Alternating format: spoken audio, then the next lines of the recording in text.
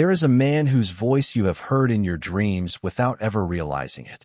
A voice so steady, so warm, so layered with the dust of time and the weight of 1,000 unspoken sorrows that when it enters a room, the room becomes a little more real. You have sat in darkened theaters and let that voice carry you across oceans, into prison cells, into the mind of God Himself. And for a moment, you believed everything was going to be all right. But what happens when the man behind that voice starts to change? What happens when the legs that carried him through 60 years of one of cinema's greatest careers begin to betray him? And what does it mean that the man who has played God on screen is now quietly, stubbornly, defiantly fighting just to walk across a room? These are not simple questions. They are the kind of questions that sit with you at 3 in the morning when the world is quiet and mortality feels real. Because what we are watching with Morgan Freeman right now is not just the aging of an actor. It is the slowing of an era. It is the dimming of something we all, without fully realizing it, counted on to last forever. To understand where he is now, at 88 years old, wearing a black glove over a hand that can no longer fully feel itself, still showing up, still smiling, still refusing to stop, you have to go back.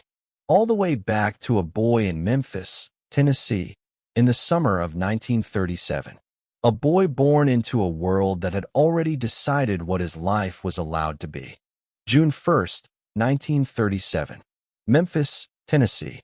The air was thick and humid in the way that only a southern summer can manage, heavy with honeysuckle and the distant sound of blues music drifting up from Beale Street.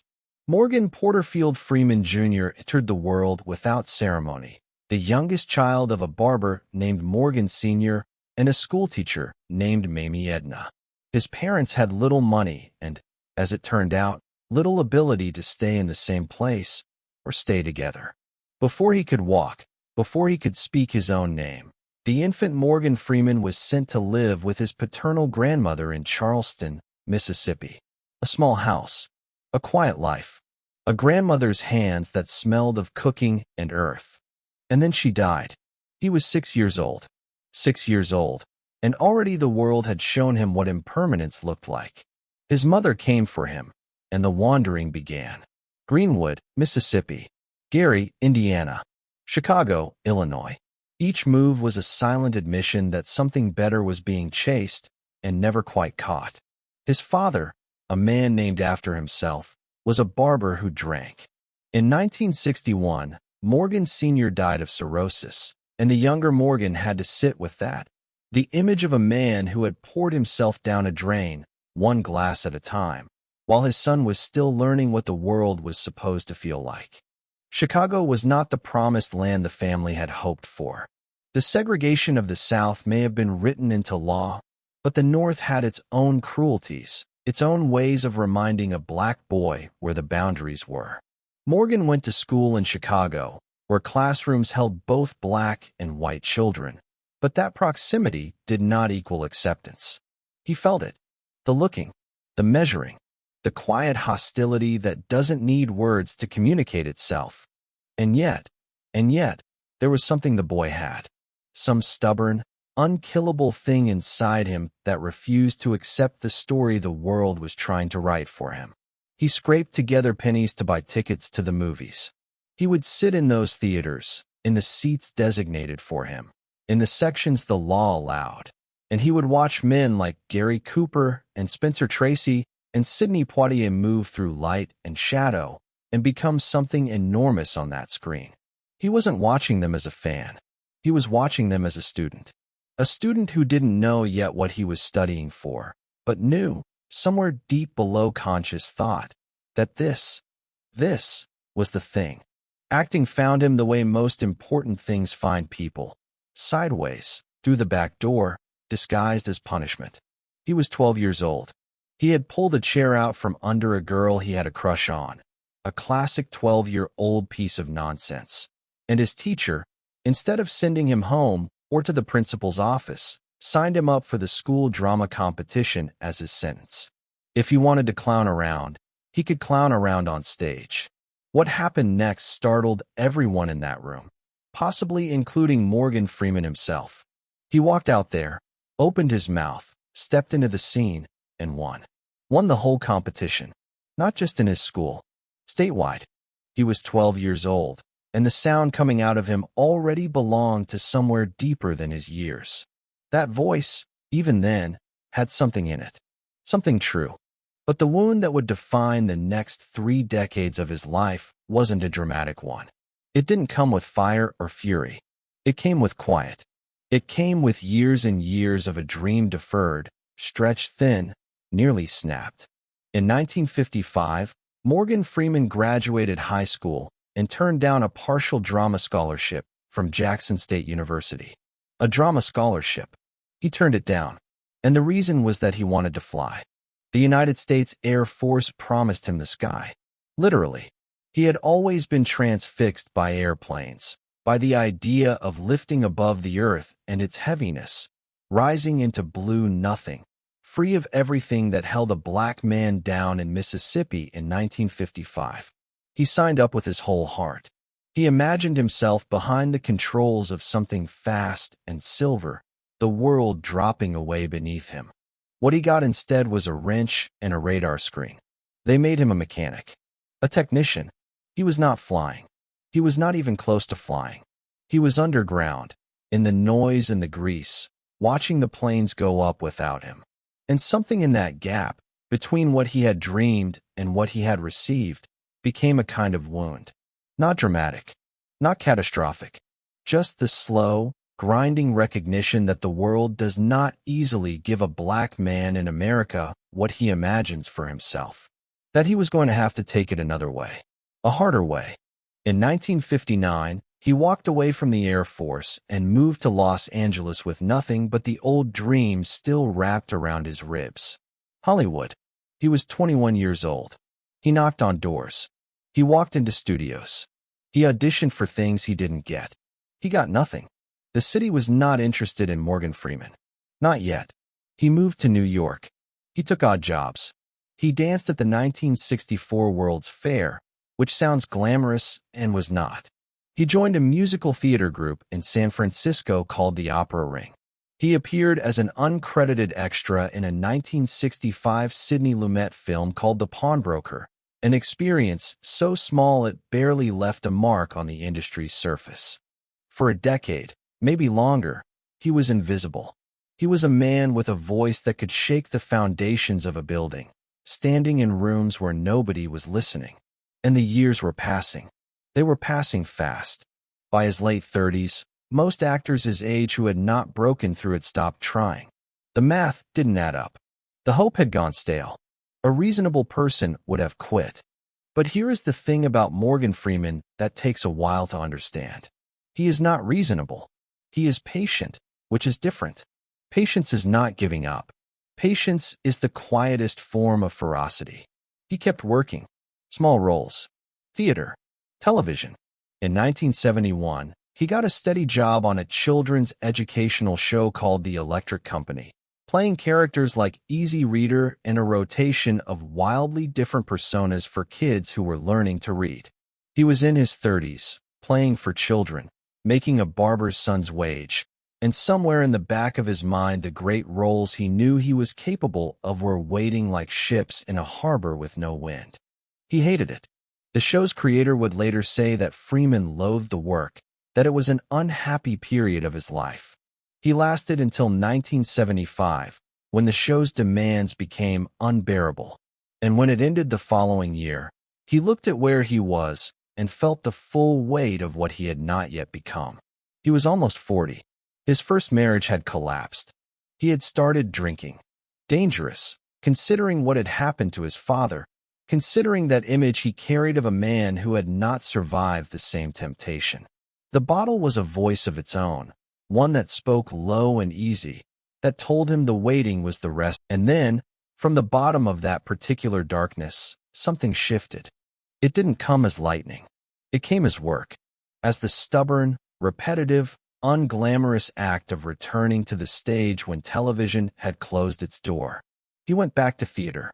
In 1978, he appeared in a production called The Mighty Gents, playing a wino with such devastating honesty that critics stopped whatever they were doing. He won the Drama Desk Award. He received a Tony nomination. Something was cracking open. Something long sealed was beginning, finally, to breathe. In 1980, he landed a small role in a Robert Redford film called Brubaker.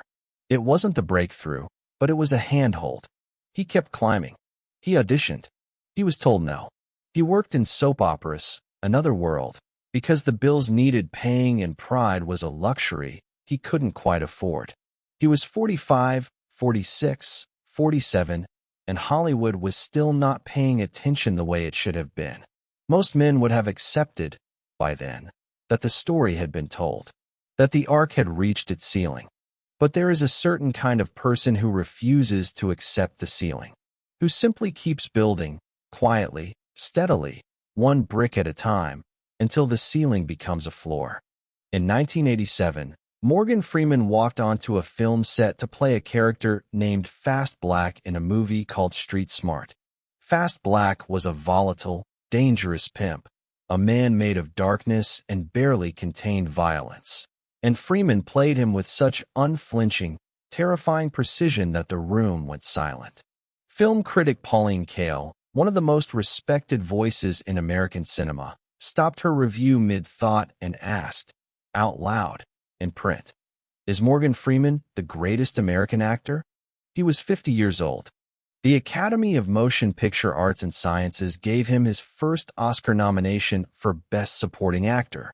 50 years old. After 3 decades in the wilderness, after the drama scholarship he had turned down, after the Air Force that wouldn't let him fly, after the children's television he had endured, after the soap opera years, and the quiet drinking, and the slow erosion of hope, after all of it, the industry had finally looked up from what it was doing and seen him. What followed is the kind of career that sounds like legend because it is. 1989 alone.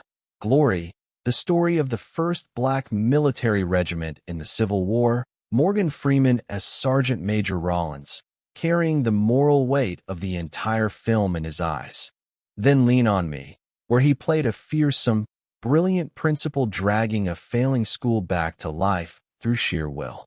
And then, that same year, Driving Miss Daisy, the quiet, devastating story of a black chauffeur and a white Southern woman navigating decades of complicated grace, Freeman playing Hope Colburn with a dignity so precise it was almost unbearable to watch. Another Oscar nomination. He was 52 years old. Then came 1994. Then came Shawshank.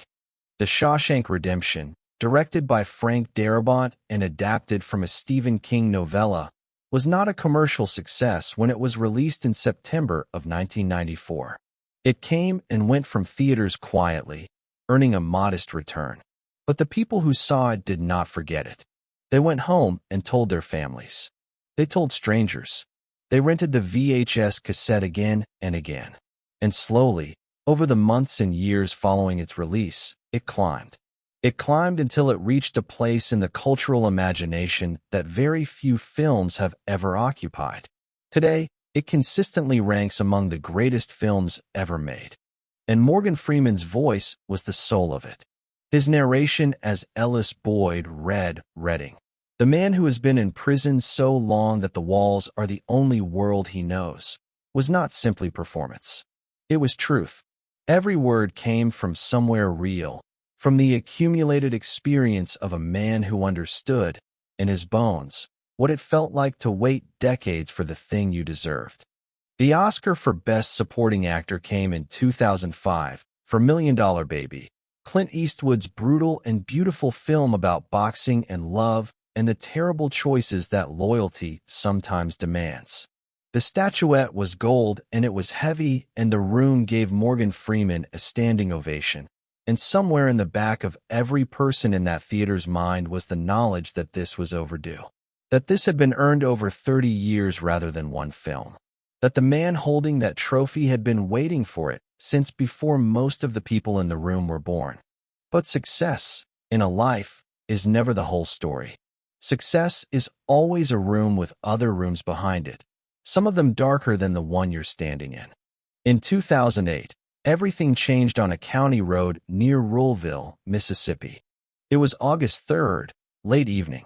Freeman was driving his 1997 Nissan Maxima, a man of that wealth and fame, in a 97 Maxima, because he has never particularly cared about those things, and the vehicle left the road and rolled. It flipped multiple times. By the time emergency workers arrived, they had to use hydraulic tools, the jaws of life, to cut Morgan Freeman free from the wreckage. He was 71 years old. He was conscious. He even joked with a photographer at the scene, because that is who Morgan Freeman is, even in disaster. But the damage was catastrophic in the quiet, invisible way that nerve damage is catastrophic. His left shoulder, arm, and elbow were broken. Doctors performed 4 hours of surgery on the nerve damage alone. He wore a sling for months. But the nerve damage did not fully heal. It never would.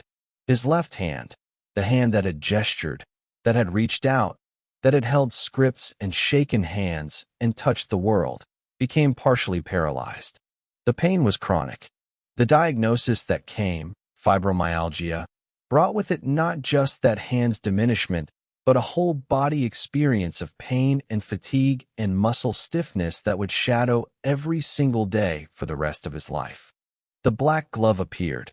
At award shows, at television appearances, at public events, the black glove on the left hand became the symbol that everyone recognized and many pretended not to notice. It was there at the Oscars. It was there at the Jennifer Hudson show in November of 2025, when Morgan Freeman walked through a spirit tunnel of cheering staff members in a burgundy shirt and plaid jacket and red scarf, smiling, always smiling, but moving slowly, carefully, like a man navigating terrain that is no longer fully trustworthy beneath his feet. The internet filled with comments. Some were kind. Many were frightened. He looked so tired, bless him. I thought he was going to fall over. He looked like he didn't know where he was. The concern was real. It was the concern of people who had grown up with this voice in their ears, who had let this man narrate the most important films of their emotional lives, who had never really prepared themselves for the possibility that he was, after all, a human being. Mortal, slowing, subject to all of the same arithmetic as everyone else. He had been absent from several events before that appearance, due to what his representatives described as a contagious infection. His walk through the spirit tunnel ended with him steadying himself against a wall. And the world watched and felt something uncomfortable. In his personal life, the complications have been just as real, just as human, just as far from the mythology. He was married twice. His first marriage, to Jeanette Adair Bradshaw, ended in divorce in 1979, during those difficult years when the career was stalled and the drinking had found its way in. His second marriage, to Myrna Colley Lee, lasted from 1984 until 2010, another divorce, another fracturing of something he had tried to build. There was also, in 2018, a wave of allegations. Multiple women claiming unwanted touching and inappropriate behavior during film sets and appearances. Freeman denied the allegations categorically. But the cloud was there. The cloud was real. It did what such clouds do, which is shift the way people looked at him, at least for a time. He did not collapse under any of it. He did not retreat. He kept working. He kept showing up.